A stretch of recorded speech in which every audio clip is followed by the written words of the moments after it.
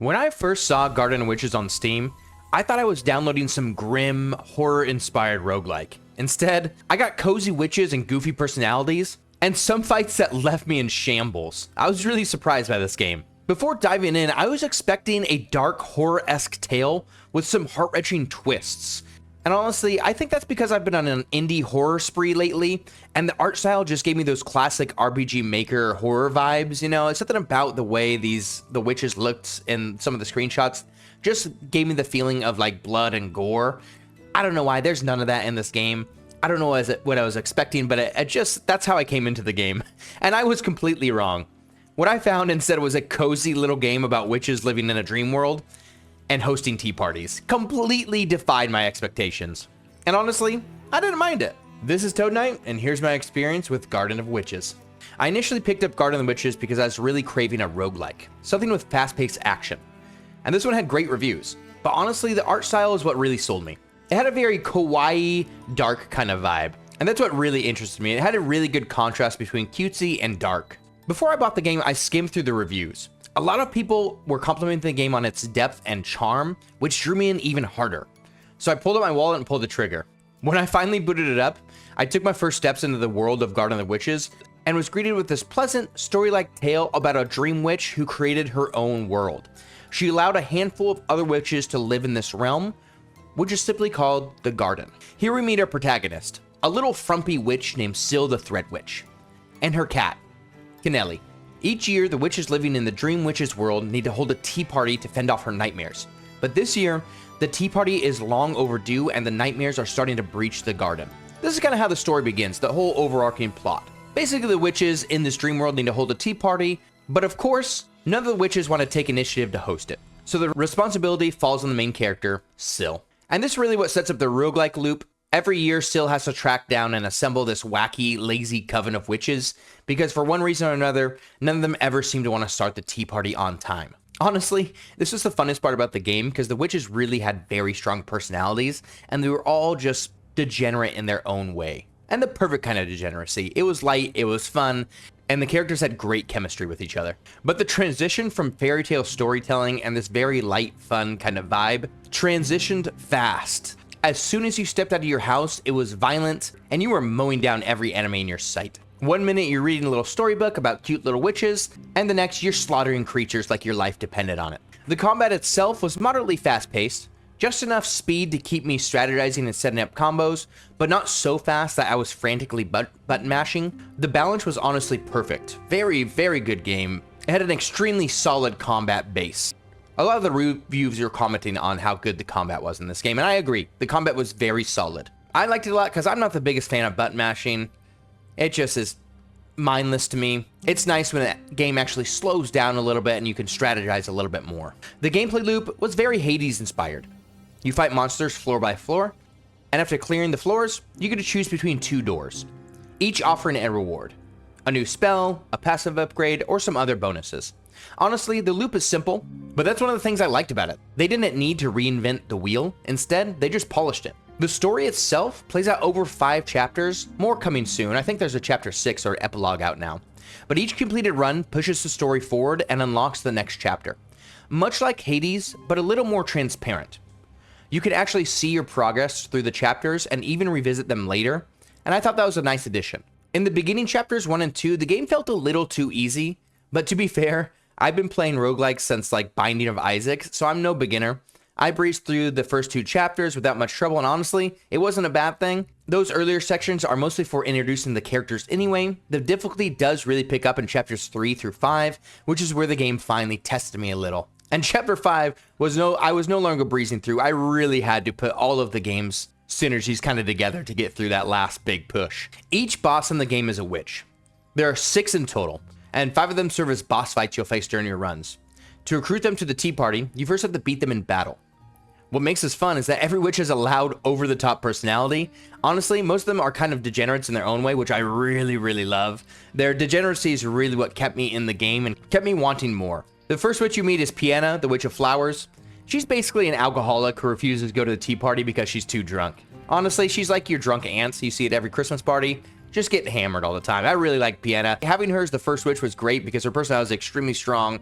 She's hilarious, and she just sets up the tone for the rest of the game, which is going to be wacky, degenerate, and goofy. Next witch you meet is Abigail, the Pumpkin Witch, a quiet girl with a trigger-happy temper. If you say anything to offend her or tilt her over the edge, she turns into a giant scarecrow with a scythe and tries to slaughter you. Rim and Barry were the Blood Witches. They're a sister duo who ran a club called Rest in Peace, and they just want to party. These are my favorite two characters in the game. Not only do I think they're the best designed in the game, but they were the funnest. They were smart. They wanted to party. They seemed like they could easily kind of manipulate some of the other witches into partying more, and they were just a great duo to have to progress the story forward in their chapters. The final visiting witch in this dream world is Chloe, the Witch of Wax. She's uptight and by the book and a total buzzkill.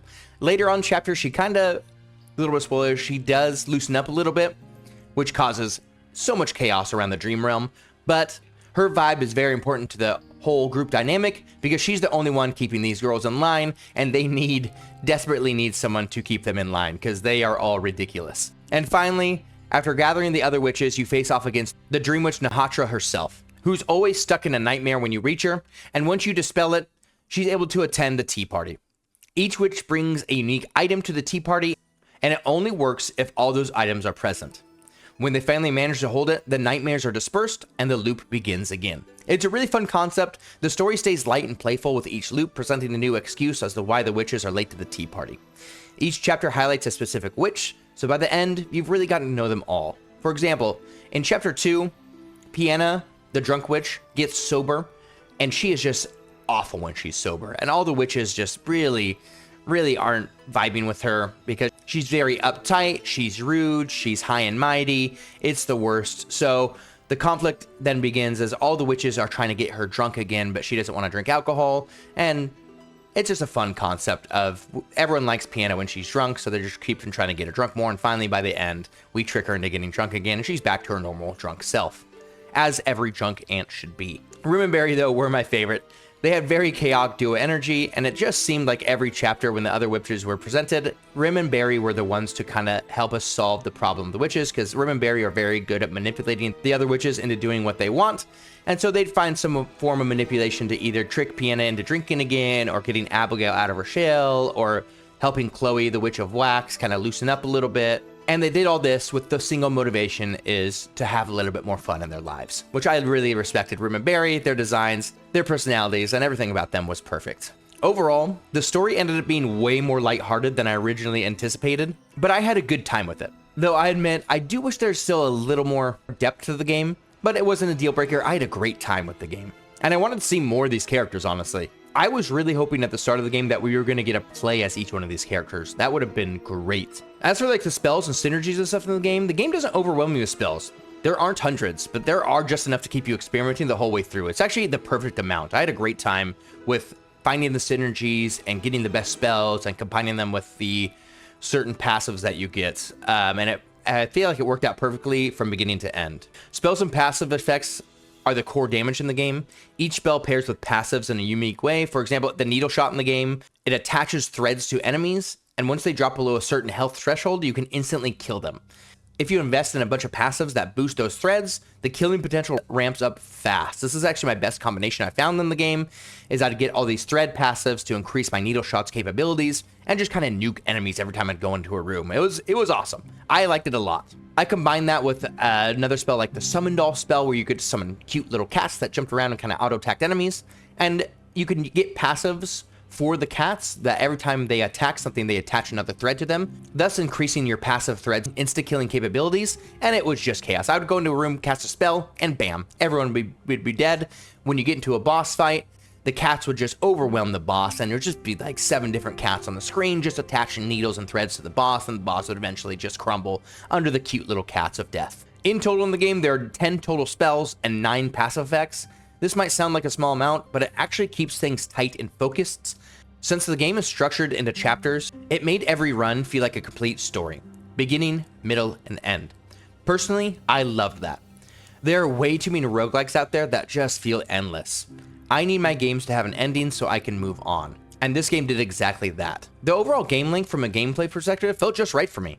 I started out as a beginner. At the beginning, I had no idea really what the passives and spells did, but during mid-game, I was unlocking more synergies and kind of understanding how they worked, and by endgame, for the final boss, you had to master the synergies and spells to actually beat the final boss. It was not a walk in the park. The final boss was actually pretty hard. I had to pull out the best combination of spells and passives I knew just to beat it, which is perfect because that's how I feel like every game or roguelike should be. By the end of the game, you should be mastering the combat of whatever game you are in. Overall, my experience as a whole, I was kind of expecting something a lot darker, but it actually turned out pretty wacky. Honestly, that worked in its favor. The characters carried so much personality that they turned the game into the perfect dysfunctional family, and that's what made it memorable for me. Walking away from this experience, I'm going to remember the combat was good, but not remembering the specifics probably like years from now when I look back on the game, but I will remember Rim and Barry, and I will remember Piana.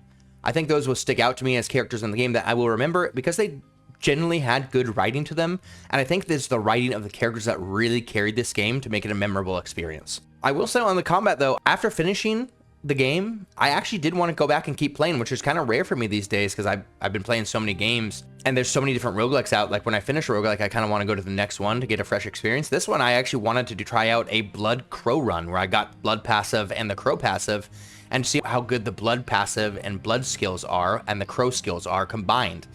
There's a lot of cool combinations. I didn't go through all of them in the game, but this one, the gameplay was good enough to make me want to come back for more. Overall, Garden Witches is a solid game. Definitely deserves all the positive reviews it's been getting. I would recommend it to anyone looking for a roguelike to sink their teeth into.